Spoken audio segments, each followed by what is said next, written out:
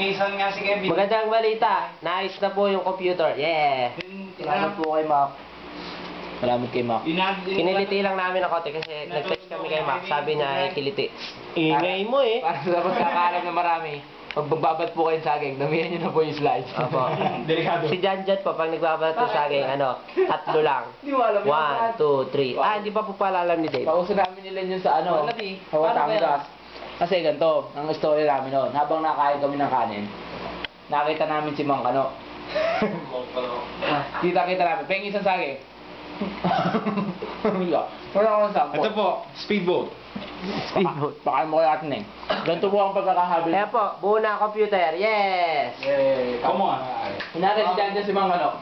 Oh, Ayoko. Yan. Ayoko mag-example. Hindi nakakabang kaming dalawa. Binalatan niya isang ganyan. Hinakabahan na kami. Binalatan niya rin ng ganyan. Hindi tuwa na kami. Tapos binalatan niya ng ganyan. Pagka ganyan po, ibig sabihin niya unggoy siya. Pag 3 lang. Pag 3 lang ang balat, kasi ang unggoy daw, pag nagbabalat ng saging, 3 lang. Kaya pipilitin yung maging 4. Para hindi kayo masabi. Si Janjan po. Akin po hindi, isa. Ang pangit na Tagpos.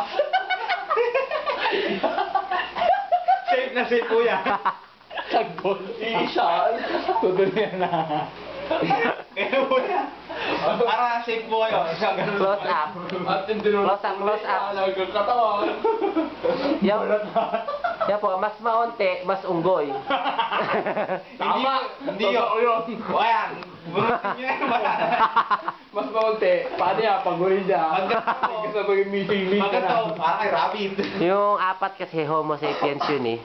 Homo Yung 3 Homo erectus yun. Homo erectus. Si Janjan po. Ito, Australopithecus. Java man yan eh. Java man o. Jabo. Homogeneous. Homogeneous. Homogeneous. Ano yan? Homogenic.